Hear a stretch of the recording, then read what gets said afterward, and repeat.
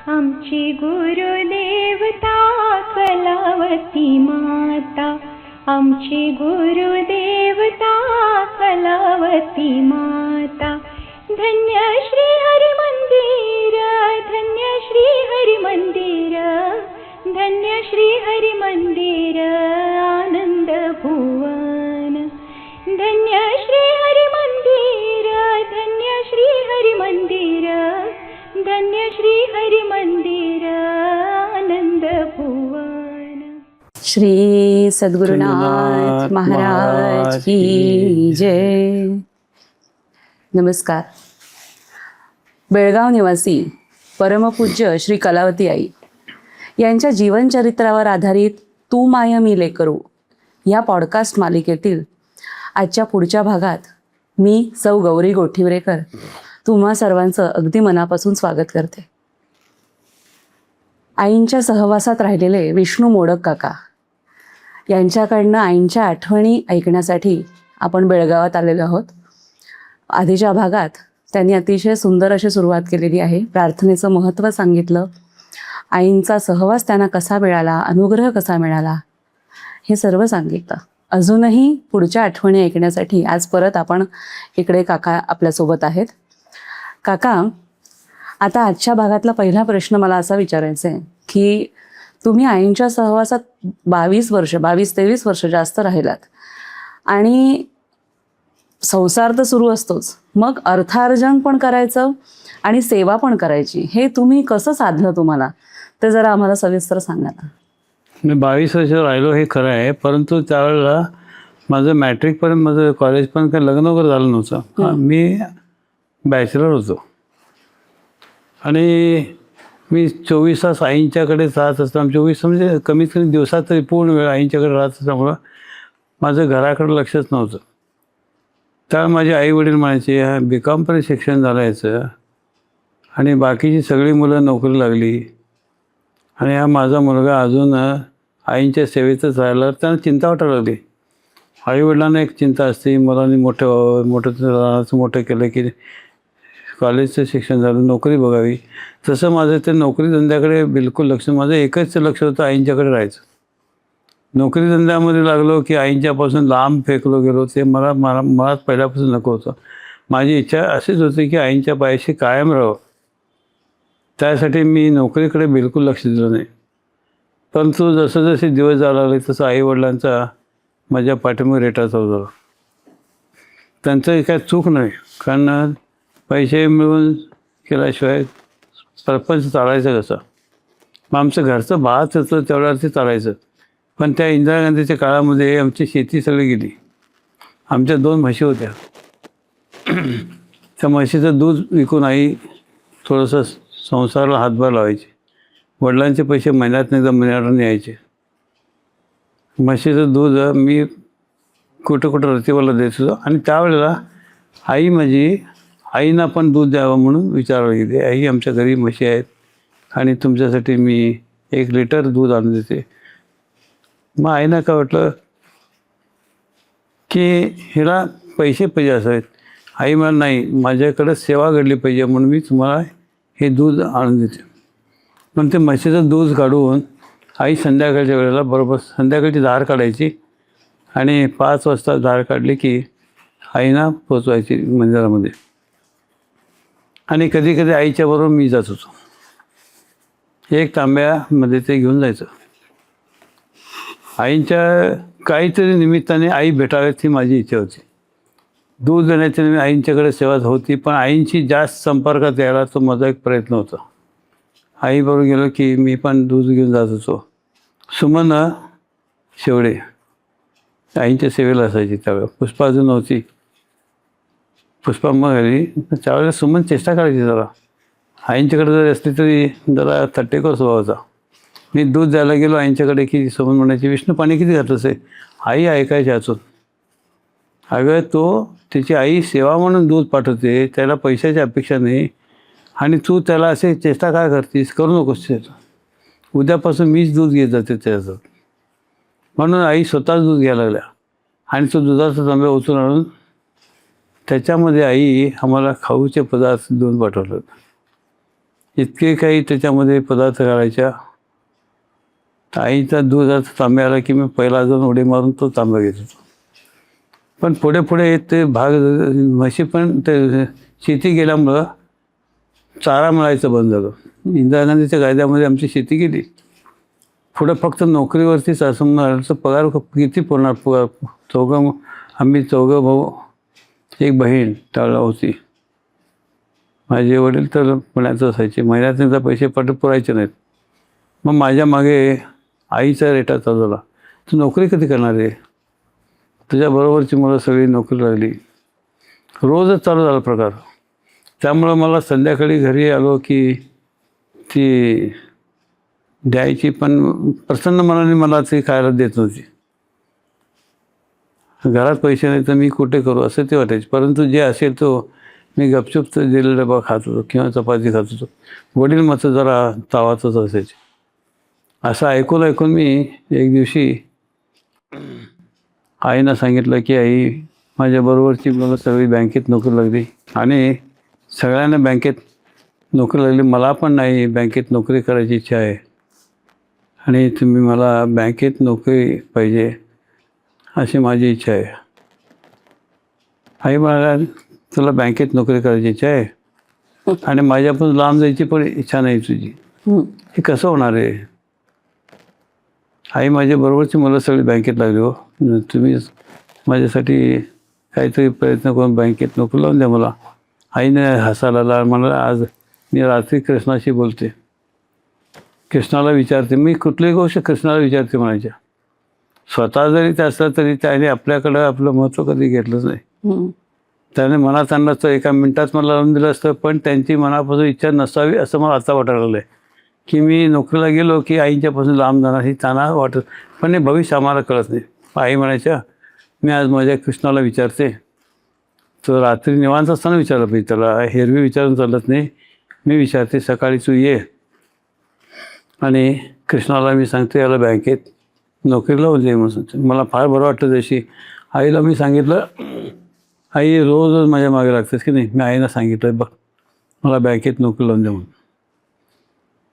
मग फार बरं झालं की आईच कृष्णाला विचारतात, म्हणजे झटक्यात नोकरीला गेलं तुला त्या बँकेमध्ये. खरं म्हणजे त्यावेळी नोकऱ्या सहज मिळत होत्या बेकाम झाल्यावर. आणि मी जर वहिनीला, मोठ्या वहिनी म्हणजे बाळकृष्णाची मिसेस, त्यांना सांगितलं रिझर्व्ह बँकेच्या ऑफिसवर होत्या त्या मग एक शब्द चुकून काढला असता त्या घेऊन गेल्या असत्या मुंबईला. पण एक मन विचार करत होतं की आईंच्या बाजूला मी कधी बोललो नाही. आणि आईने मला असा ब्रेक लावला होता त्यावेळेला की माझ्या जवळचा म्हणून तू कोणासमोर नोकरीचा विषय काढायचा नाही. मी कृष्णाला विचारून सांगते की तुला काय ते, त्याप्रमाणे मी विचारलं नाही. दुसऱ्या दिवशी आलो आणि मंदिराचं गेट उघडलं. चैतन्यदादांची आई तिथं दारात उभी होती. ही परिवार फार चांगला, अजूनसुद्धा त्यांच्याकडनं अखंड सेवा करते. मला त्यांच्याबद्दल कौतुकच वाटते. आईंच्या परिवाराकडनं ही जी सेवा चाललेली आहे, मला त्यांच्याबद्दल अभिमान आहे. आणि निस्वार्थपणे ते संसार सांभाळून ती सेवा करतायत. म्हणून सगळ्यांनी त्यांच्या पुढे मान झोकवलीच पाहिजे, कारण तो आईंचा परिवार आहे. त्यांच्या परिवाराकडनंच हा संसार आईंचं सगळं चाललेलं आहे, शिस्तबद्ध चाललेलं आहे. माझी वहिनी मला हाक मारला त्यावेळेला, विष्णू इकडे रे. मी, वहिनी काय झालं.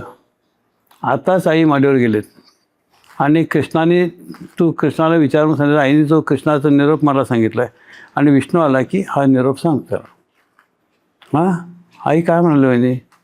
आई म्हणाले, कृष्ण म्हणतो की तुला बँकेत नोकरी नाही आणि तो पुढे बिल्डिंग धंद्यात पुढे येणार आणि त्याला पुढे, त्याच्याही पुढे जाऊन माझ्याकडेच अखंड सेवा त्याला मिळणार. समज हे माझं ते शब्द ऐकून मला जर आहे विचित्रच वाटले.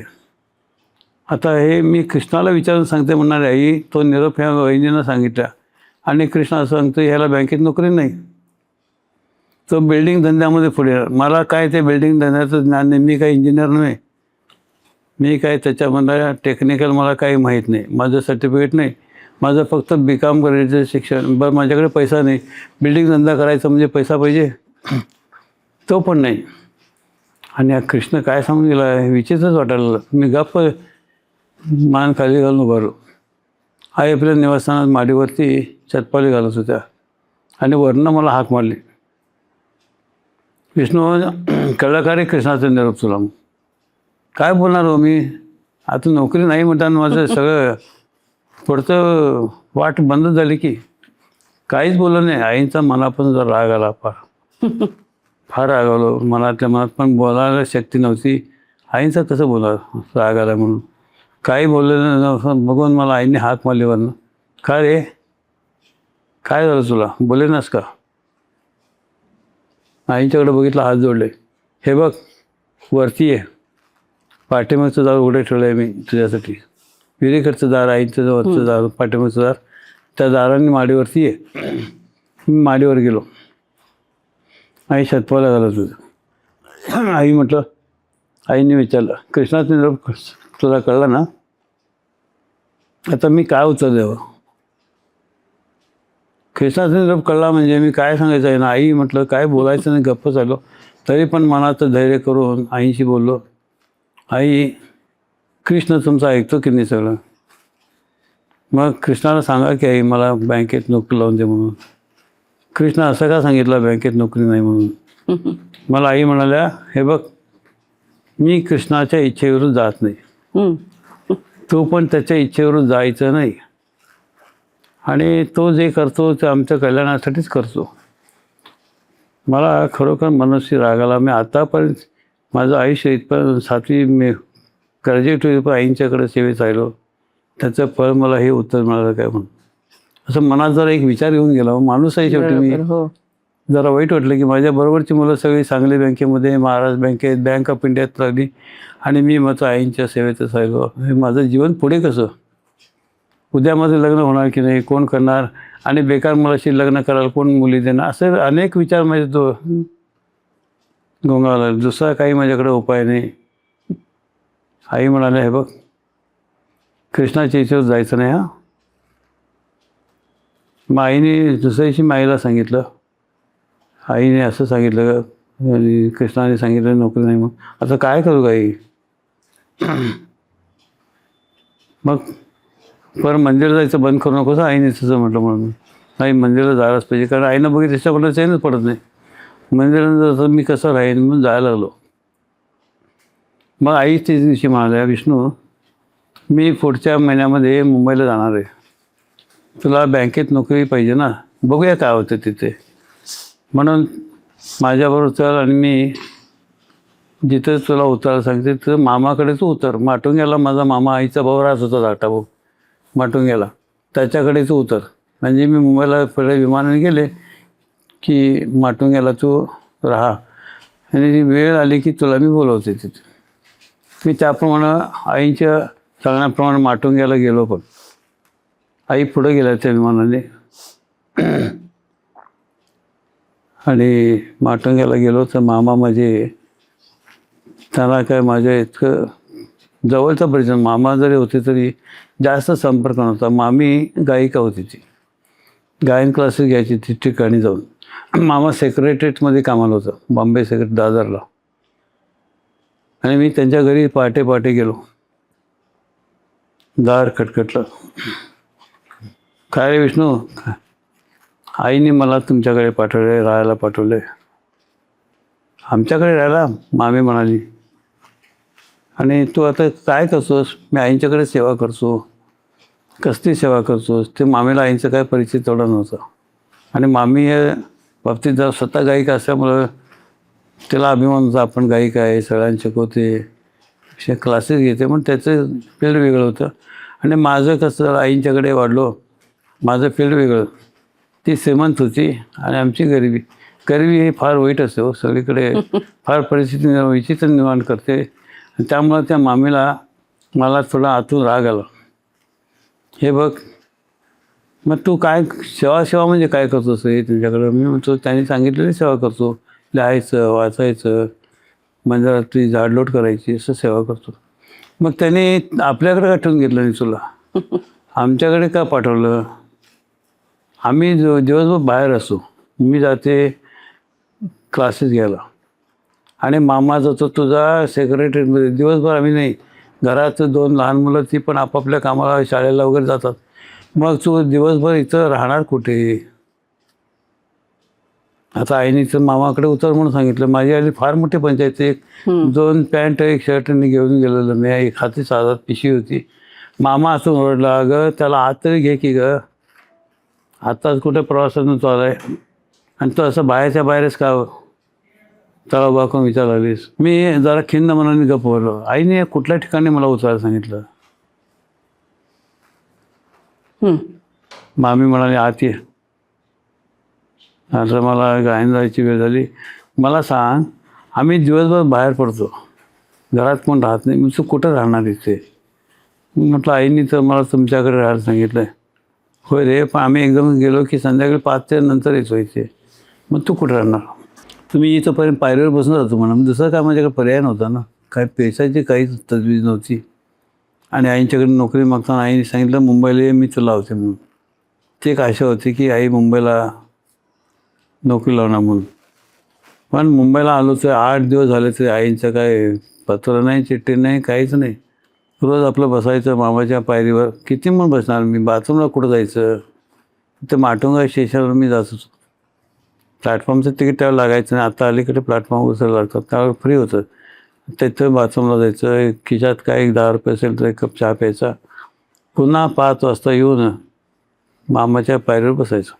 मग मामी आली की डाळ काढायची. सकाळी जाताना ते मला खायला देऊन द्यायची, नाही असं नाही. पण ते मामीचं खाणं, बॉम्बेच्या पोळ्याच्या बारीक बारीक पोळ्या असायच्या एवढ्या, पुरी एवढ्या.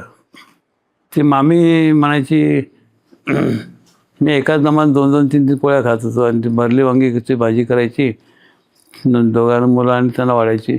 मला भूक वाढ लागायची, त्यामुळे एका 2 मिनटातच तिच्या पोळ्या मी खात होतो. अरे मी किती करत बसायचं असं पण टोमणे यायचे मला. मी काय बोलत नव्हतं. शेवटी जेवढं मिळेल तेवढं खाऊन मी एक 8 दिवस काढले.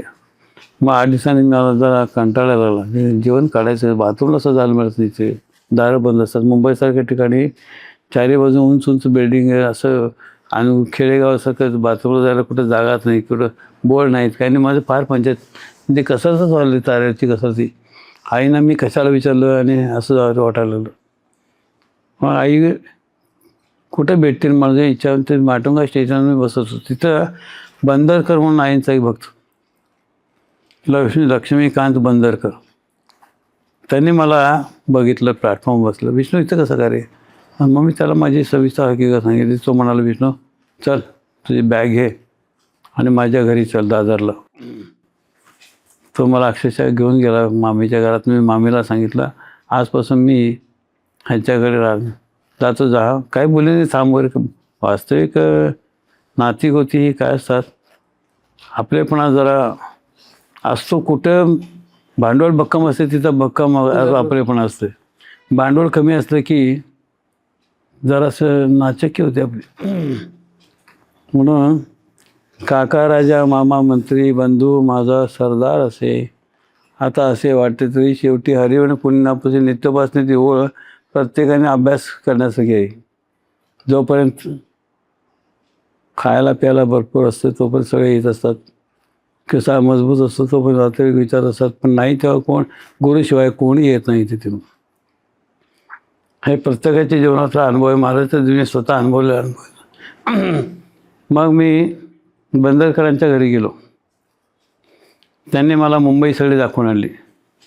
त्यांच्या आईने जे थकलेली आई स्टोवरती स्वयंपाक करायची, वातीचा स्टोव, तिची 2 मुलं, माझ्यासाठी पण ती गरम गरम चपात्या. जराशी माझी तैनात चांगली झाली तिथे. मग तिथून मग मला भाई चापेकरांचा मुलगा अनिल चापेकर म्हणून तो कळव्याला घेऊन गेला. आणि विष्णू चल माझ्याकडेच हो म्हणून बंदरकरांच्या घरातनं मला तिकडे घेऊन गेला. आणि तिथं तर म्हणजे आईच्या जवळचा म्हणून अगदी बाई चापेकरांच्या लाकडाच्या अड्ड्यात मी जात होतो. सकाळची वेळ त्यांच्या हाताखाली रंदा ओढायचं मी मुद्दाम, म्हणजे माझा वेळ तर झाला पाहिजे, रंदा ओढायचं पण त्यांच्या वखारीवर मी काम करत होतो. आणि दुपारी आपल्यावरती जेवायला घेऊन यायचो. ते मला जेवण खाण्याची किंवा म्हणजे चालवतं. त्यांच्या मुलांच्या आईंच्या गोष्टी सांगत होतो. एक दिवशी दार ठोठवलं एकाने आणि आईंचं लेटर माझ्या हातात आलं. त्याच्यामध्ये मी तुला मामाकडे राहा म्हणून सांगितलं होतं, माझी आज्ञाचा भंग केलास आणि आता तू चापेकरांच्याकडे राहिलास. त्यामुळं मामाकडेच तू राहिला असतास तर तुझं काम झालं असतं. अच्छा.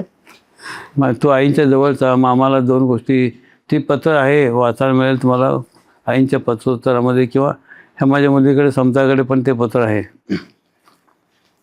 त्या पत्रात असा उल्लेख आहे, तू मामाला 2 गोष्टी सांगून आईचं मत पटवून दिलं असतास, पण आधीच उद्धट त्याच्यात तुला ते स्वभाव ते जमलं नाही, त्यामुळे तुला मुंबईमध्ये सोडून तू आता चापेकरांच्याकडे राहिलास. मी पण याचा परक्यासारखी इथं राहते, म्हणून माझं तुला वाटतं की ते आई माझे हाल होतात तसं तुझं चिठ्ठीत आहे.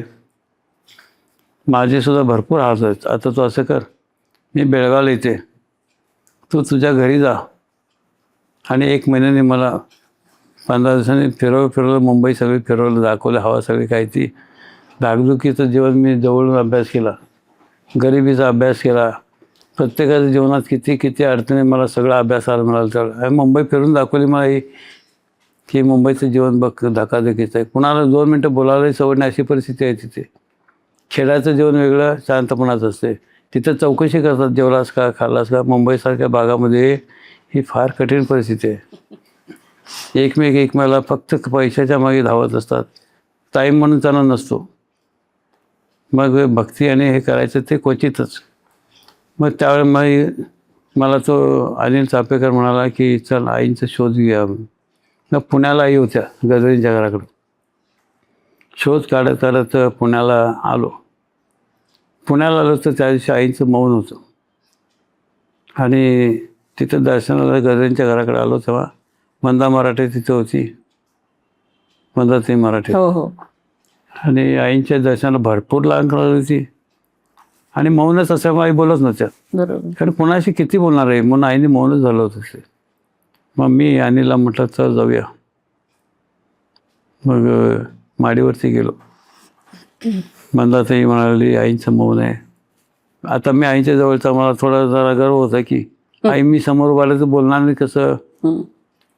आई मी आलो विष्णू म्हणून समोर उभा आलो, आई मला हात केला असं, माझं मौन आहे. आता मी काय करायचं, मुंबईला नोकरीसाठी घेऊन आलात, आता इथे म्हणतात मौन आहे म्हणून. परीक्षा म्हणजे किती बघायची हो. म्हणजे एका आईंच्या चरित्रामध्ये 6व्या भागामध्ये एक उल्लेख आहे, आई आपल्याकडे येणाऱ्या भक्ताकडे अगदी बारकाईने व काटेकोरपणे परीक्षा घेत असतात. त्याच्यात एक नमुना माझा पण आहे. माझी परीक्षा इतकी घेतली आईने, परंतु परीक्षा घेणाऱ्या त्या, मार्क लिहिणाऱ्या त्या आणि परीक्षाचे पास करणाऱ्या पण त्या, एवढा माझा विश्वास, जे करतात ते आई माझ्या चांगल्यासाठी करतात. तेवढा मात्र मी विश्वास आईंच्यावरचा आजपर्यंत कमी केला नाही, पुढे कमी करणार नाही. सगळ्यांनी लक्षात ठेवा की आई आमच्या कल्याणासाठीच काम करतायत. आमचं प्रारब्धाचं धनी आम्ही काय काय कर्म करू आलोय ते प्रारब्ध धुवायचंच काम आई अशा रीतीने करत असत. पण आम्हाला कळत नाही, आम्ही आमचं मागणंच पुढे करतो आईच्या समोर. आम्हाला हे पाहिजे ते पाहिजे, आमच्या इच्छेप्रमाणे झालं तर आई चांगल्या, आमच्या इच्छेवरून झालं की आई आमच्यासाठी असं पैकी भाषा निघते तोलावर, असं करायचं नाही. आई जे करतात तो भजन मार्ग त्यांनी एवढा मोठा मार्ग आमच्यासाठी दाखवून दिला आहे, त्याच्यामध्ये किती महत्त्व आहे ते आम्ही समजून घेतलं पाहिजे. त्या भजनाचं काय मिळतं आणि काय मिळत नाही हे मला माहिती आहे. आज माझं जीवन त्यांनी सुखमय करून टाकलं आहे. बरेच नमुने मला आयुष्यात बघायला मिळाले, बरेच संकट आली, परंतु पार कसं आलं करून असं अलगद मला बाजूला करून टाकलं त्यातून. पण संत वाक्य खोटं होत नाही म्हटल्यासारखं.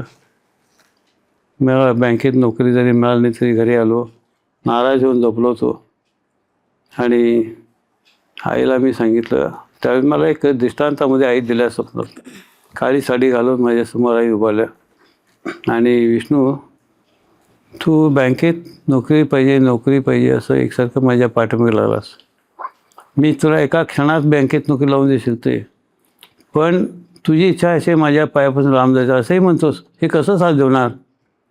तुला माझा मुलगा म्हणून, माझ्या जवळचा म्हणून, माझ्या अंतिम क्षणी राहायची इच्छा नाही करे म्हणून त्यावेळेस किती वर्षापूर्वी मला तो दृष्टांत दिला आईने.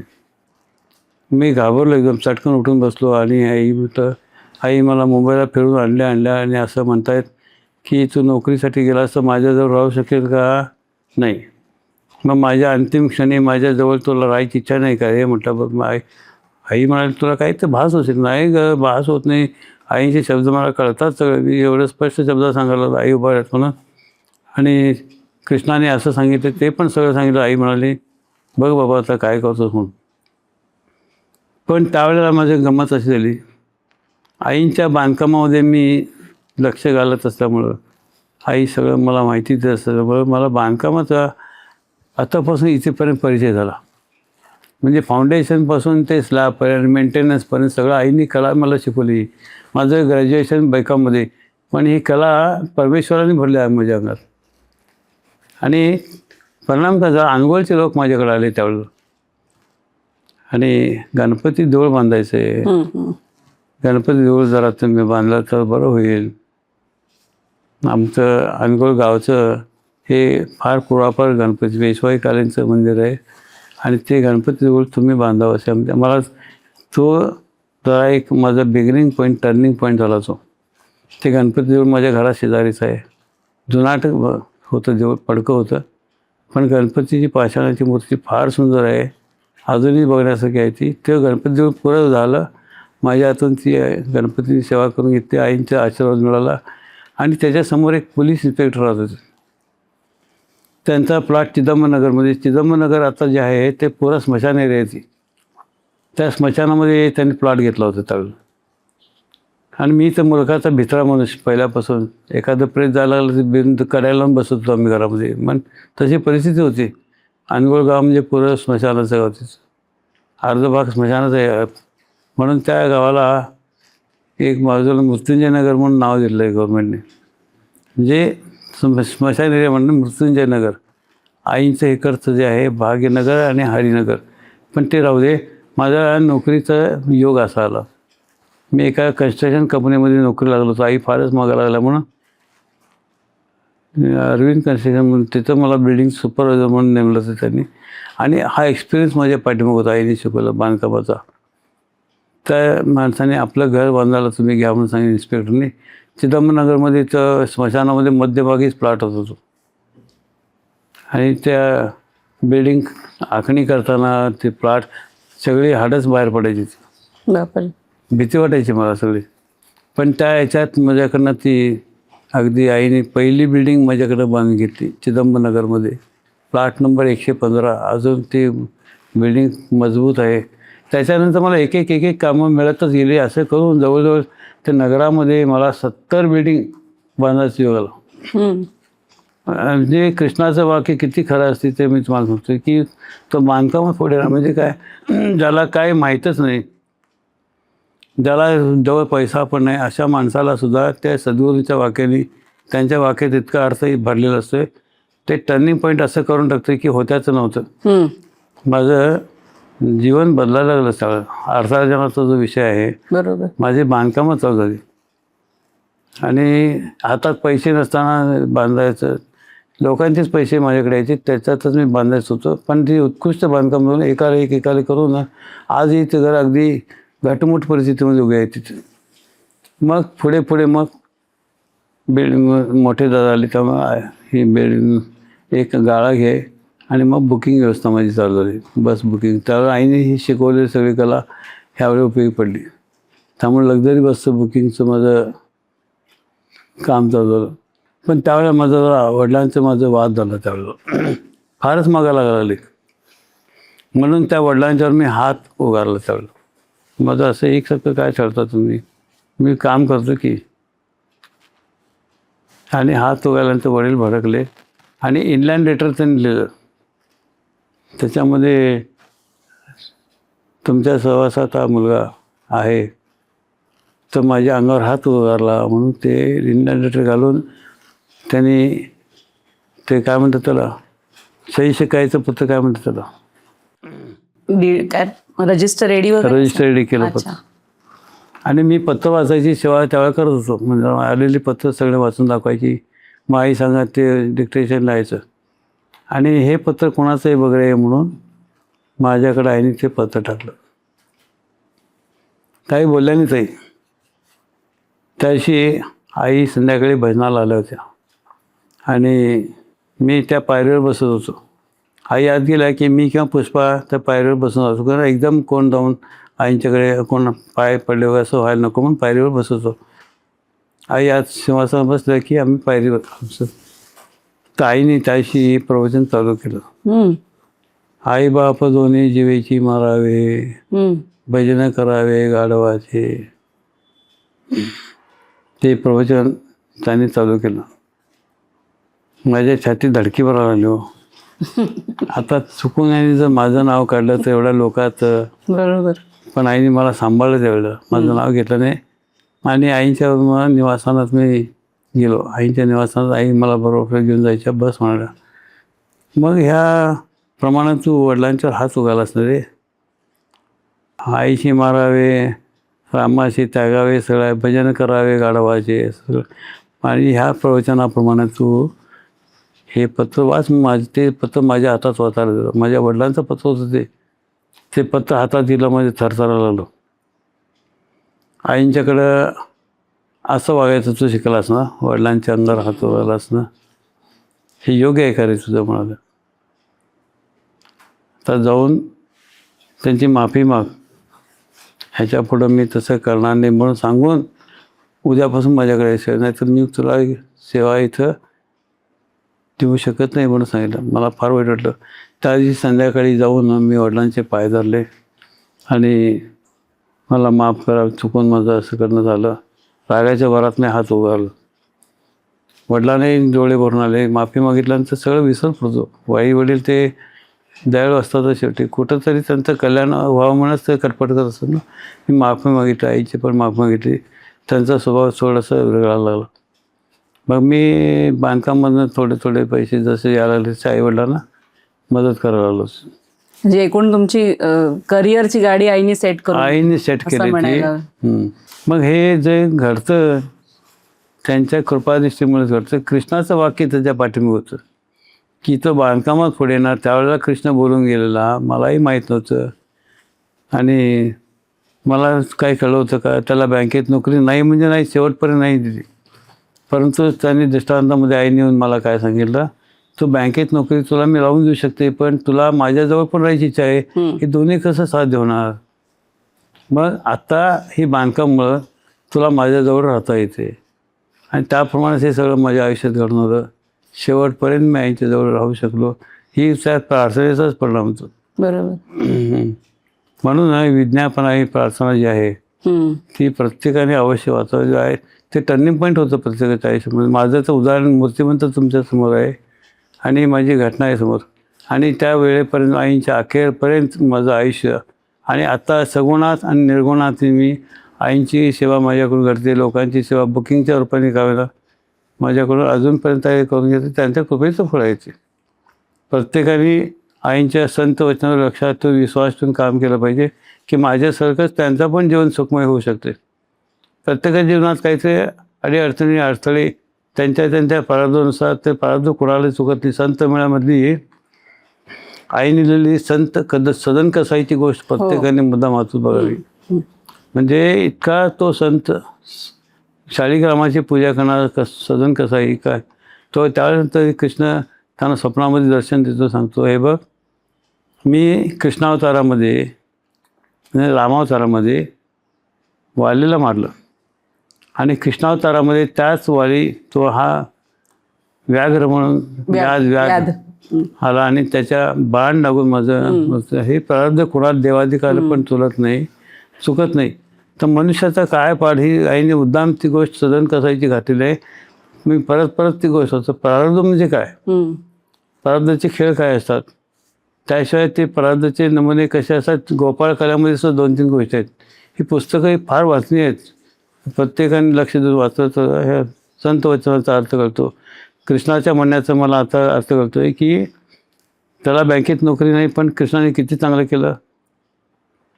आईंच्या म्हणण्याप्रमाणे सगळं झालं की नाही. आज माझं बुकिंग पण चालू आहे, सेवा पण चालू आहे, सगळं व्यवस्थित आहे. बरोबर. पण विश्वास ठेवल्यामुळे साथ झालं. प्रत्येकाला वाटतं की आपण आईंचे एवढं करतो, उपासना एवढी करतो, होत करी त्याच्या पाठीमागे कारण असते प्रारब्ध. बरोबर. आणि त्या प्रारब्धाचा जोर कमी करायची शक्ती संत वचनामध्ये असते. कितीही प्रारब्ध असू दे, कितीही कठोर असू दे. माझ्या बाबतीत आज माझ्या डोक्याचं ऑपरेशन झालं, तुमच्यासमोर बसलोय की नाही, प्रारब्धच केलायचे सगळे. बरोबर. माझ्या मिसेसचं पायाचं ऑपरेशन झालं आहे. आज ती घटमुट असलेली घरातच पडून पाय दुखून घेते. आज चालता येत नाही अशी परिस्थिती आहे. परंतु ते आवळ्यावढं भोपळ्यावढं जे प्रारब्ध असते ते त्या संत वचनामुळे आवळ्यावढं होऊन जाते. बरोबर. प्रत्येकाने आईंच्यावरची श्रद्धा अजिबात कोणी कमी करू नये आणि त्यांच्या वचनावर विश्वास ठेवून आपलं जर आयुष्य घालवलं तर फार संतांच्या सांगण्या आपण सुखमय होते. माझं स्वतःचं आयुष्य सुखमय झालं आहे. माझ्या स्वतःच्या उदाहरणाकडून बघा, मी मरणातनं पण वाचलेलं आहे. तुम्हाला मी पुढे सांगेन कधी विचारलं तर. परंतु हे संत वचनावरती आमचा विश्वास पाहिजे. आज 50 वर्षापूर्वी सांगितलेलं आईंचं भविष्य, आईने सांगितलं वाणी आज त्यांनी सत्यात आणलेलं आहे. म्हणजे मगाशी तुम्ही हरिमंदिर बांधकाम तसंच हरिनगरचा उल्लेख केलात, तर हरिनगर नामाभिधान त्या परिसराचं कसं झालं? हरिनगर म्हणजे साक्षात परमेश्वराचं नगर. तर आपल्या एरियापुरतं हरी मंदिरम असं बिल्डिंगवरती नाव होतं आईचं. हरी मंदिरम, इकडचं परमार्थ निकेतन, मध्ये आई राहायचं ठिकाण ते हरी मंदिरम आणि इकडचं भक्त निवास असं परिस्थिती आहे. मग हरी मंदिरम म्हणजे साक्षात हरीचा वास. आता चालता बोलता परमेश्वर कोणाचा आमचा आई असतो ना. आमचा जो साक्षात परमेश्वर त्यांनी स्वतःच सांगितलं की हरी मंदिरम, आई राहत होते तिथं. चालता बोलता परमेश्वर आमच्या समोर होता, पण आमच्या डोळ्या पट्टी चढायचं झालं होतं. डोळे असून आम्ही आंधळे की चालता बोलता परमेश्वर आमच्याशी रोज बोलायचा, रोज आवरायचा. त्या परमेश्वर दर्शन आम्हाला सगळ्यांना मिळत होतं. आम्हाला सुख मिळत होतं, शांती मिळत होती. स्वर्गामध्ये जे सुख मिळत नाही ते आम्हाला त्यांच्या कृपेमुळे मिळत होतं. मग एके दिवशी अनगोळची ग्रामपंचायत होती. 1948 पर्यंत ग्रामपंचायत होती. गावमध्ये ती पुढं जशी वस्ती वाढत गेली तसं ती नगरपालिका आली. त्या नगरपालिकेमध्ये अनगोळचे 3 सदस्य निवडून आले. त्या सदस्यांची नावं मला आजही आठवतात की हरिनगर कसं विचारतात त्याच्यासाठी मी सांगलो. हो. ते पहिले नेमिनाथ हनुमान जे अनगोळ गावचे सावकार ते, आणि मनोहर कामत ते पण सावकार, आणि इंदिराबाई खाडे त्या आईंच्या भक्त होत्या. तर पहिल्या नगरसेवक म्हणून हे निवडून आले. आणि महानगरपालिकेचे पहिले सदस्य म्हणून त्यांना वाजत गाजत घेऊन येत होती सगळी. अनगोळ रस्त्यापासून त्यांची मिरवणूक आली होती. आई त्यावेळी आपल्या निवासस्थानात बसल्या होत्या. मला म्हणाल्या काय वाचतं रे म्हणून. मी म्हटलं आई हे 3 अनगोळ गावचे मुख्य माणसं निवडून आलेत आणि ते नगरसेवक झालेले आहेत, कॉर्पोरेशनचे नगरसेवक. त्यांचा उत्साह ओसंडून आला आहे आणि मी बघून आलो आहे तिथपर्यंत जाऊन. त्यांच्या गळ्यामध्ये भरपूर हार आहेत, गुलाल उजळत ते सगळे आलेले आहेत. आणि ते त्यांचा जो मुख्य मनुष्य होता तो आईंच्या दर्शनाला, मी आईच्या जवळ राहत होतो म्हणून विष्णू मला माताजींचं दर्शन आम्हाला सगळ्यांना घ्यायचं आहे म्हणून तो मला म्हणाला. मी आईना येऊन तो निरोप सांगितला. आई, ही मिरवणूक जी येते ना ही तुमच्याकडेच यायला लागले, मोठी मिरवणूक आहे, वाजत यायला लागले. मग आई म्हणाला इथं येत आहेत, आई तुमच्या दर्शनाला येतात. माझ्या दर्शनाला का रे? आई सगळी गावची माणसं आईनं ओळखतात. आईच्या हरिमंदिरमुळेच एवढं हरिमंदिरम झालं आहे. लाखो लोक गावचे परगावचे इथे यायला लागले. म्हणून त्यांनी इच्छा दर्शवली की आईंचं दर्शन मला, आणि मी जवळच असल्यामुळं माझ्याकडे त्यांनी निरोप दिला आहे. आणि आईचं इथं दार उघडू का, गेट उघडू का म्हणून विचारायचं. मग हरकत नाही उघड म्हणाल्या. माझ्या मनात एक भीती वाटायला, हे लोक आपल्या तंगरीच आहेत, गुलाल उलत नाचत बसत यायला, आणि यांच्या आईंची पांढरी शुभ्र साडी. आई कसं कोणाचं डाग पण लावून घेत नाही आत्तापर्यंत. आणि ही जर मिरवणूक आली आणि आईने दार उघड म्हणून सांगितलं आणि हे नकळत जर आईंच्या अंगावर गुलाल टाकलं गेलं तर काय परिस्थिती असं मला भीती वाटायला लागली. आई म्हणाला काही होणार नाही, दार काढ म्हणाले. मग ते आले. त्यात आल्याबरोबर हरिमध्ये शांतता त्यांना माहिती होती. त्याने सगळ्यांना चोख ऑर्डर दिली, आईंचं दर्शन घ्यायचं, हे तुमचा आवाज आरडाओरडा सगळं स्टॉप करायचं, गेटाच्या आत कोणी धुमाकूळ घालायचा नाही. मुख्य माणसाने हनुमानरावांनी सांगितलं, सगळे गपचूप झाले आणि आत आले. आईबांना त्याने लांबून नमस्कार केला, जवळ आले नाहीत कोणी. नमस्कार केला, आई तुमच्या कृपेमुळं आम्ही आज पहिले नगरसेवक म्हणून नगर निवडून आले. आईना पण फार आनंद झाला आणि आईने माझ्या हातात त्यांना प्रसाद वाटण्यासाठी 50 पेढ्याची बुट्टी माझ्या हातात दिली आणि म्हणाला त्यांना सगळ्यांना प्रसाद वाटून. मी गेटामध्ये वरून ते लोक इतके शांत झाले की एका लाईनीत ओम नमः शिवाय ते हातात त्यांच्या हात प्रसाद ठेवला. त्यांच्या मनाची वृत्ती एकदम इतकी बदलली आणि ह्या एरियाला हरिमंदिर म्हणण्यापेक्षा हरिनगरच नाव ठेवूया म्हणून कॉर्पोरेशनमध्ये पहिलं पास करून घेऊया म्हणून सांगितलं. आणि मी ते त्यांचे शब्द ऐकले. आता पहिली आमची जेव्हा मीटिंग होईल कॉर्पोरेशनमध्ये तेव्हा या हरिमंदिराच्या एरियाला हरिनगर नाव लिहून टाकूया म्हणून. आईना मी सांगितलं, आई असं म्हणाले आणि हरिनगर नाव करूया म्हणून त्यांना एकदम मी हाक मारली. आणि म्हणजे इथं अनवड रस्त्याला काळोख आहे आणि इथं एक खांब आणि ट्यूबलाईट बसून दिला तर आईच्या मंदिरामध्ये चांगला प्रकाश पडेल म्हटलं. ते लगेच सँक्शन करून 8 दिवसात तो खांब बसवला.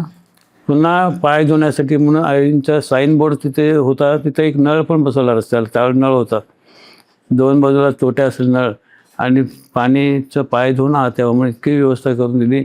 आणि आजपासून हरिनगर आम्ही ताबडतोब कॉर्पोरेशन पास करतो. जो आईना जाऊन सांग म्हणून सांगितलं होतं. मी आईना जाऊन सांगितलं त्यांचं आणि कॉर्पोरेशनला नगर म्हणून आम्ही नाव द्यायचं ठरवलं. आईना भरपूर आनंद झाला. तेव्हा ती आईने हरिनगर नावाची कमान हरिमंदिरच्या एरियाला बसवली. बरं. जे आता 2 पिलरवरती कमान आहे ना हरिनगर, आपल्या मंदिरापुरती त्याने बसवली. कृष्णाने सगळी व्यवस्था म्हणजे चोख केली अगदी. एकदम त्यांचं कामच परफेक्ट. तुम्ही कशातही एवढंसं कसं काढू शकत, इतकं आमचं चोख होतं. आणि मला जी भीती वाटत होती आईच्या अंगाकडून गुलाल मारतील किंवा आणि काहीतरी हात होते पाय होते असं जे वाटत होते, शंका माझी दूर झाली. बघितलास कृष्णाची किमया, कोणी दंगा केली का नाही म्हटलं. आई मग तू विनाकारण घाबरतोस की रे मला. आई म्हटलं माझ्या हातात काय, तुमची शक्ती आहे ती. हरिनगर म्हणून 1960 साली अच्छा तो म्युन्सिपाल्टीमध्ये त्यांनी नामांकन. मग पलीकडचा भाग जो आहे हरिनगर ह्या एरिया झाला अप टू भाग्यनगर. त्याच्या पुढचा एरिया पण सगळे मिक्स लोक आहेत तिथे. लिंगायत आहेत आणि मराठा आहेत, क्षत्रिय आहेत, सगळे समाज आईंच्याकडे येणारच. पण या समाजाचं सगळ्यांचा भाग आईंच्यामुळे उजळलं म्हणून त्या तिकडच्या एरियाला भाग्यनगर, हरिमंदिरच्या पलीकडच्या एरियाला भाग्यनगर असं त्यांनी कॉर्पोरेशनमध्ये सगळ्यांचं समाधान केलं त्या कॉर्पोरेशनने. आणि इकडचा भाग हरिनगर म्हणून तेव्हापासून प्रसिद्ध झाला. संत जिथं वास्तव्य करतात ते तो परिसर मंगलमय होऊन जातो. एकेकाळचं स्मशान, एकेकाळचं ते जंगल आज हरिमय झाल्यामुळे हरिनगरचा आलेला तो आनंद आम्हाला मिळतो. त्यात त्यांच्या संत पदस्पर्शाचा प्रभाव आहे तो. बरोबर. त्यांच्या पायामुळे पवित्र झालं ते आम्हाला हरिनगरचं आणि ह्या भाग्यनगरचं सौख्य आम्हाला बघायला मिळालं. हरिमंदिरची जी व्यवस्था होती ती आईंनी कशी लावलेली, म्हणजे त्याविषयी सांगा ना. हरिमंदिरची व्यवस्था म्हणजे साक्षात परमेश्वर तिथे आहे, आम्ही ती व्यवस्था लावणारे कोण?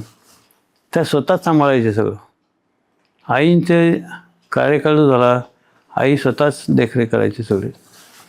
त्यावेळेला उतरायला जागा नव्हती. मंदिरात कोण माहेरची परगावची मंडळ आली तर उतरून यायला सोय नव्हती, कुठे भाकरी निवास नव्हती. तेव्हा आईंनी काय करायचं, मग कोणी कोणी आईंच्याकडे सेवा मागितली होती की आमच्याकडे ठराविक माणसं आली 8-10 लोकांची. आई विचारायच्या कोणाला सेवा करायची असेल त्याने सांगायचे. त्याने खुशीने सांगायचे.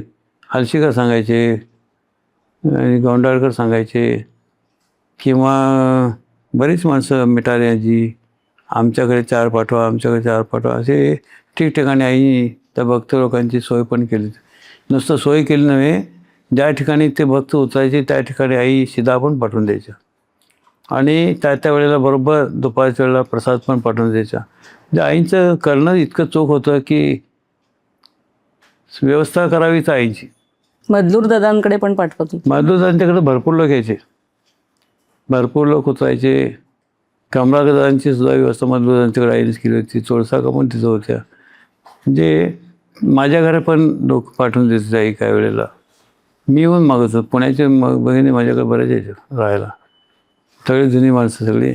आणि मी स्वतःहून त्यांना गरम पाणी तापून द्यायचं, भजनाला पाठायचं, सगळं जमत होतं. बसची सोय नव्हती. टांग्याने लोक यायचे किंवा मीनाक्षी लॉजमध्ये लोक उतरायचे तिथं स्टेशनपासून. आंबाभवन जवळ मीनाक्षी लॉज, ते लोक तिथं आधी बुकिंग करायचे. तो मालक पण आईंचा भक्त होता, त्यामुळं आईंच्याकडे आलेली तिथं उतरलेल्या माणसांची सोय व्यवस्थित करायची. तिथून ते लोक धमनीमध्ये किंवा टांग्यातनं अरिमदामध्ये यायचे. आणि आई काय करायचे, आम्ही त्या धमनीत आले की लोक आई गेटाशी येऊन उभारायच्या आधी. स्वागत स्वतःच करायलाही असायचं. आपल्याकडे लोक येतात म्हणजे त्यांचे लांबून लोक येतात, थकलेले असतात. मग त्यांच्या ज्या बॅगा होत्या त्या घ्यायला मला पाठवायची आई, किंवा शामराव असताना किंवा राम सुखीला असं पाठवायचं. त्यांची बॅग उचलून घेऊन या. काय काय वेळा आई स्वतःच पुढे जायच्या बॅग उचलून. हे मी स्वतः बघितलेलं आहे. तर आई उचलायला गेलं की आम्ही सगळे धावत जाणार पाठीमागे. म्हणजे मी संत आहे असं आईंचा काही आविर्भाव संत त्याने अजूनपर्यंत सांगत नाही. अजून कोणाला चरित्रामध्ये मी सांगितलं मला काय आठवण नाही, मी कधी ऐकलं नाही मी संत आहे म्हणून. मी दाशीच आहे म्हणणारचा. आणि आम्ही सगळं त्याप्रमाणे त्यांचं अनुकरण केलं तर आम्ही त्यांचं शिष्य म्हणायचं सुद्धा. आम्ही शिष्य नव्हेच त्यांचे. आमच्याकडे जेव्हा नम्रता उत्पन्न होईल, लोकांना न दुखवता त्यांच्याशी आम्हाला जेव्हा वागणं होईल, तर आमच्या वागण्यावरून आमची शिकवण आईने आम्ही किती चांगली शिकवण देतो ती लोकांचा प्रभाव पडला. आपणच ते सगळं हरिमिळ द्यावं लागतात. पहिला वागणूक आम्ही दाखवली पाहिजे. माझ्या आई इतक्या महान, पण स्वतःच्या बॅग आणायला जायच्या म्हणजे ह्याच्यापेक्षा पलीकडे मी काय सांगतो मला. बॅग उचलायला आई पुढे जायच्या. एखादा भक्त लांबून आला तर आम्हाला पुढे सायकल घेऊन पाठवायच्या. जाऊन स्टेशनवर जाऊन मधलूर किंवा शामरावनं प्रवचनामध्ये बरेच ठिकाणी उल्लेख आहे की त्याला इथं घेऊन यायला पाठवून जाते. त्यांची चौमुख यायची. मग टांगेवाला फिरून सगळं गाव शोधून त्याच्यासाठी आधीच आई आम्हाला पाठवून द्यायच्या त्यांना घेऊन या म्हणून. आम्ही वाटेत कुठे गेलो की मग झालं ते परत त्यांची आमची चौकामुख व्हायची. तो टांगेवाला पण फिरून ते तासाने इथं मंदिराकडे यायचं. त्यावेळेला आई लाडू द्यायच्या आणि सगळ्यांना एक एक लाडू पंक्तीत बसला की चुकलेलं 2 लाडू म्हणून त्यांचे इतकं आम्ही ऐकतो की त्यांनी पण सेवा केली, ह्यानी पण सेवा केली. तुला 1 लाडू, त्याने चूक केली म्हणून त्याला 2 लाडू. म्हणजे संत आपला मोठेपणा कधी दाखवत नाहीत. आम्हाला त्यांचं मती कळतच नाही. त्यांच्या आशेपर्यंत आम्हाला कळलं नाही, आजपर्यंत कळलं नाही, उलगडा पण झाला नाही. त्यांचं कर्तृत्व महान आहे. त्यांची उंचीचा भाग, त्यांची उंची तुम्ही आणि आम्ही कसं जाणू शकणार ते कळतच आहे. प्रेम म्हणजे फक्त प्रेम होतं त्यांच्या ठिकाणी. त्यांचं कसं आहे, त्यांना एक व्हायचं की दुपारी अतिथी म्हणून जो आमच्याकडे येतो, आईंच्याकडे येतो, त्याचा जेवणासाठी सोय असते की नसते, कमीत कमी कुठं सोय होते तिथं पाठवून द्या मला म्हणायची आई. मग त्या हलकारीत आई वगैरे सोय करायच्या, उचलून घ्यायच्या, त्यांच्याकडे आम्ही पाठवून देत होतो. सलगरांच्याकडे पाठवायच्या आणि कोणाकोणाच्या भक्त लोकांच्याकडे पण घेऊन जायच्या. आणि आपण पण आई सेवा करायची त्यांची. बऱ्याच वेळेला आईने आपल्या हाताने सुद्धा डबे त्यांच्या नेऊन दिलेले आहेत. अच्छा. स्वतःच घेऊन गेले त्या. म्हणजे त्यांचा भक्त म्हणजे उत्तम यायचं. भक्ताला जसं गुरु उत्तम गमत होतं, भक्त आईनं पण आपल्याकडे का म्हणजे त्यांच्याकडून हरिसेवा करू दे एकच त्यांचा उद्देश होता. दुसरे काही इथून नव्हतं त्यांचा. प्रत्येकाकडून हरी गुणगान करून त्यांचं जीवन सुखमय झालेलं पाहावं म्हणून एवढा सगळा कटाटोपाई करायच्या. त्याला वैयक्तिक काही जरूर होती का, त्यामुळेच त्यांना सगळं साक्षात करून त्यात सिद्धपदाला पोचलेले व्यक्ती असून सुद्धा त्यांनी इतका कमीपणा घेऊन आमच्यासाठी त्यांनी कार्य केले. ते कार्य तुम्ही जर प्रत्यक्ष बघितलं तर कळेल. मी सांगून ते शब्दात मावू शकत नाही आणि त्या कार्याचं वर्णन मी करू शकणार. आणि जवळची माणसं त्यांना कोण होती त्यांना माहिती आहे की आई भक्तासाठी किती राबवत होत्या, दिवस रात्र राबायच्या. आणि एवढं करून परत प्रवचनांना आणि यांना हजर मग त्या असायच्या. म्हणायच्या दुपारी 12 वाजता गोड पाणी का ना तुमच्या घरी आलेल्या अतिथीचा तुम्ही सत्कार करा. गोड पाणी दिलं तरी उन्हात आलेलं असतात, गोड खाऊन पाणी पिलं की त्याला बरं वाटते. अजून माझ्या घरात माझी सवय आहे की दुपारी कोणालाच नाही गोड पाणी का. माझी मिसेस त्याबद्दल फार पुढाकार घेते. म्हणजे ते आचरणात आणणं महत्वाचं आहे आमच्या, की आई जे करत होत्या ते आम्ही आचरणात आणलं आमच्या तर घरात होत नाही तरी पण ती अजूनपर्यंत तिची आता पण मी बघितलं माझ्याकडे इतके लोक आता आईंचं ऐकायला मिळायला लागले दुपारचं. म्हणून मी पण तू दुपारी 2 घास खाऊन तरी जाऊ म्हणते. काय असेल ते आमटी भात. तर काय व्हायचं की देव हा परीक्षा घेत असतो प्रत्येक वेळेला. कुठल्या रूपाने तो आमची परीक्षा घेतो सांगायला येत नाही. त्यावेळेला जर प्रत्यक्ष शंकर तिथे आला आणि मी त्याला उपाशी पाठवलं बरं वाटेल का? नाही बरं वाटेल? नाही अजिबात. गरीब भिक्षेकरी म्हणून आला आणि 2 दिवसाचा उपाशी आहे, मला काहीतरी पोटाला घाला म्हणजे तुम्ही त्याला कधी वापस पाठवू नका म्हणायची आई. त्याच्या जोडीत काहीतरी घाला, तुम्हाला शक्य आहे ते घाला, कमीत कमी त्याला तोंडाने दुखवू तरी नका. अतिथी सत्कार म्हणजे काय, तुमच्या घराघरात केलं तर ते हरिमंदिर सारखंच आहे सगळं. हरिमंदिराचं चढ वागायचं, घराकडे कसंही वागायचं असं नाही. घराकडे सुद्धा आले की प्रत्येक माणसाने दुपारच्या वेळेला आलेल्या अतिथीला विनमुख पाठवायचं नाही. ही शिकवण आईने आमच्या रक्तातच भिजून टाकल्यामुळं आजपर्यंत आमच्या घराकडे ते पाळत आहे. मंदिरामध्ये आईच्या आकडे चालूच आहे की. बरोबर. अशा भक्तांसाठी प्रेमळ आणि सगळ्या असणाऱ्या आई रूढी आणि अंधश्रद्धा यांच्यावर मात्र घाव घालायच्या.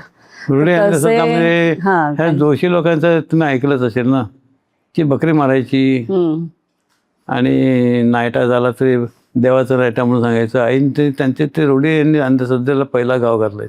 आणि अशी बरीच माणसं मी बघितलेत की आपापल्या परिणिती यायची, आपला महत्त्व दाखवायला तिथं पुढे यायची की मी असं मांत्रिक आहे, मी ते करतो म्हणून.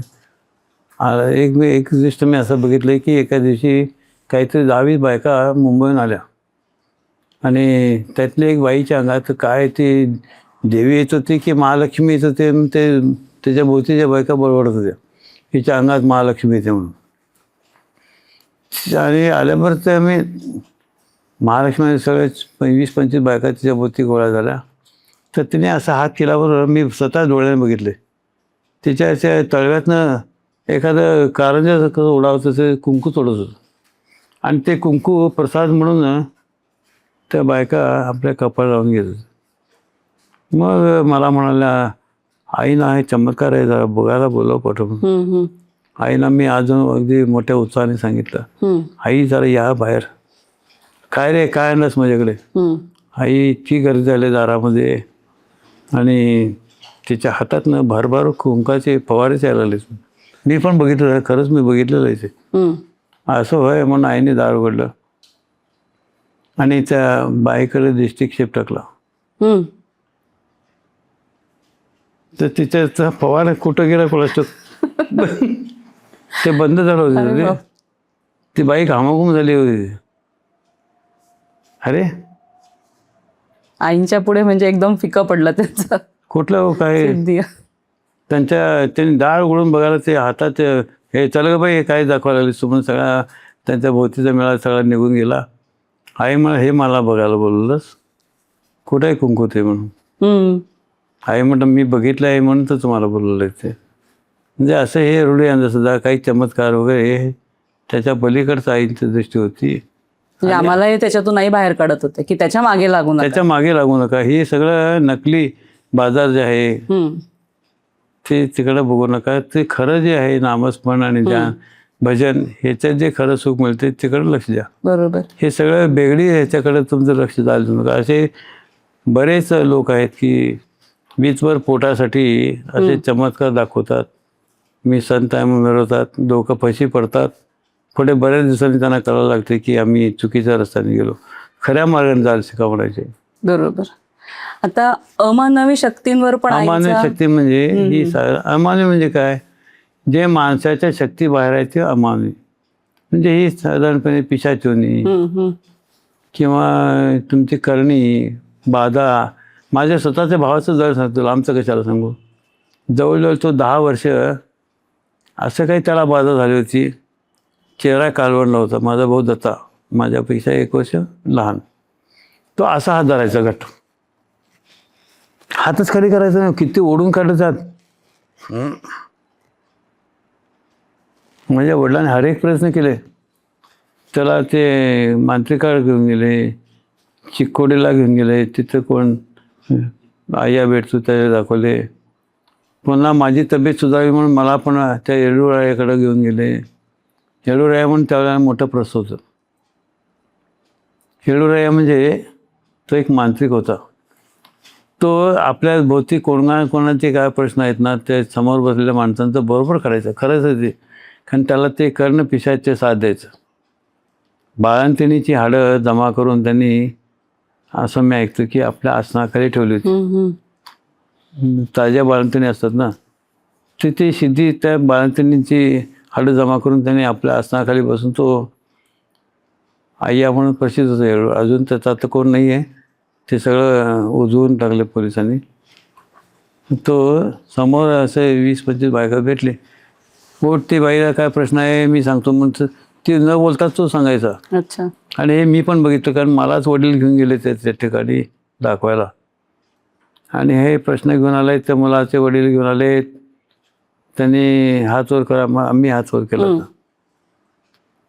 आणि तसंच माझ्या भावाला पण घेऊन गेले होते.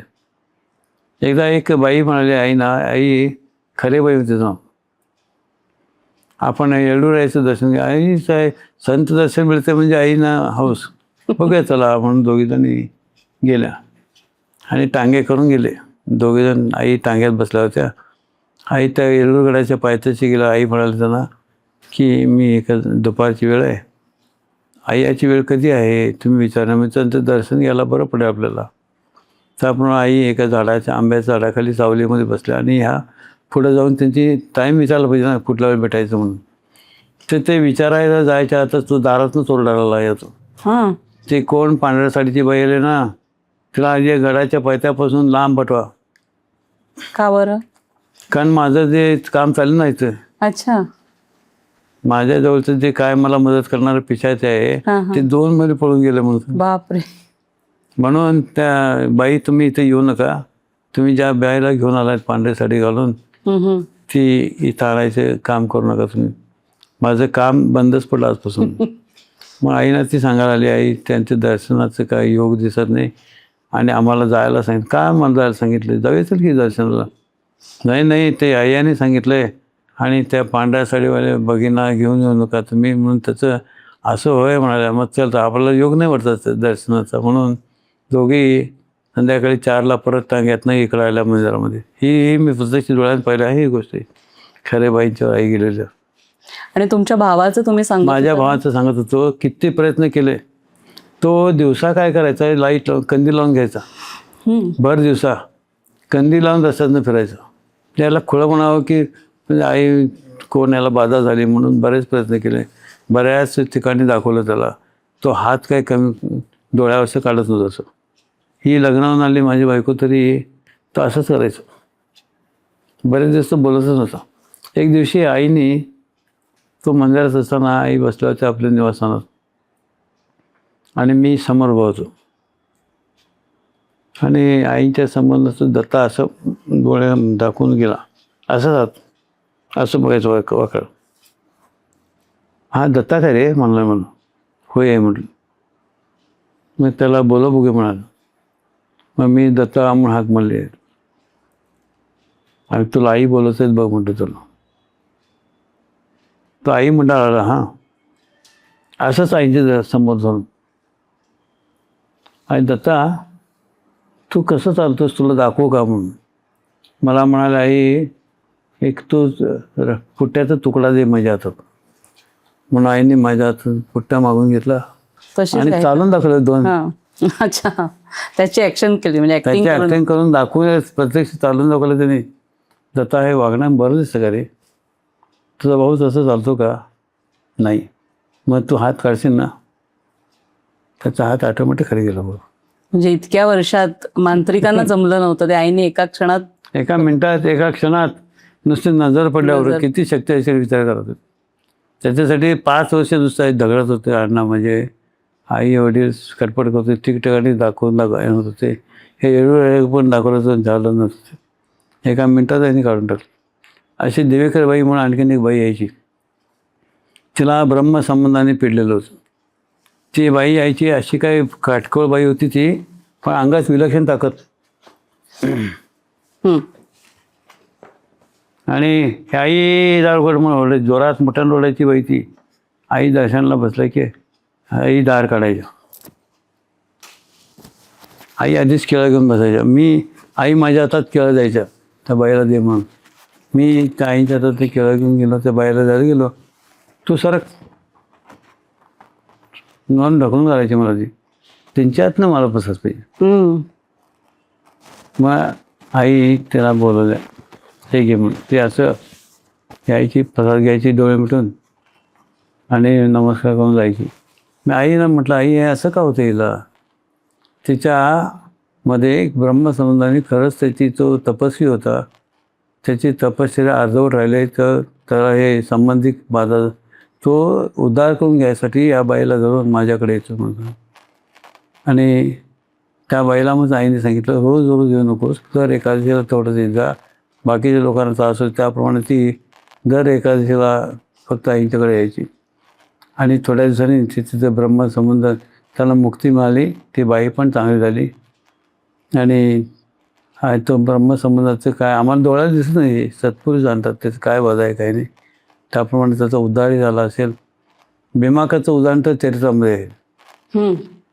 सोळीबाई आली आणि हंडावर पाणी पिली, चरित्रामध्ये घातलेलं आहे की आईंच्याकडे असे बरेच प्रसंग होते, पण चरित्रामध्ये सगळे प्रसंग वाचायला मिळत नाहीत.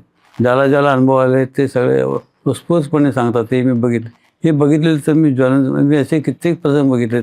आता वयाप्रमाणे काही काही आठवतात, मग घरी गेला विचार की आठवायला लागतं. असं असं इथं एकदम तुम्ही सांग म्हणजे मला एकदम लक्षात येते. पण हे 2-3 प्रसंग मात्र मी तुम्हाला अगदी व्यवस्थित सांगितले. कायव अनुगुरुचरण प्रभाव हे जे आईंचंच पद आहे ते त्याचा प्रत्येक जिथं प्रत्यक्ष परमेश्वर आहे तिथे भूतगीतांची ती बाधा होत नाही. हो खरंय खरंय. पण आम्हालाच भीती वाटते की काय आम्हाला करेल की काय. श्रद्धा आमची कमी पडते. आपण हे गुरुमाय गुणगान असंच चालू ठेवूया. पुढच्याही भागामध्ये आपण भेटूया. ज्या निरनिराळ्या पैलूंवर तुम्ही प्रकाश टाकला. खूप छान वाटलं हे सगळं ऐकायला. म्हणजे हे काय मी सांगत बसलो नाही, संपणार नाही. नाही भक्तगण हो, आपण असंच आईंचं गुरुमाय गुणगान काकांच्या मुखी ऐकूया. त्यासाठी आपण पुढच्या भागात लवकरच भेटूया. तोपर्यंत नमस्कार. आणि तुम्ही आईंच्या प्रकाशनाचं नक्की वाचन सुरू ठेवा. काकांनी सांगितलंय त्याप्रमाणे प्रार्थना करत राहा आणि हे स्वतः तुम्ही सर्व अनुभवा. आपण आता इथे थांबूया. श्री सद्गुरुनाथ महाराज की जय. परम पूज्य गुरुदेवता श्री कलावती माता की जय. परम पूज्य गुरुदेवता श्री कलावती माता की जय. परम पूज्य गुरुदेवता श्री कलावती माता की जय.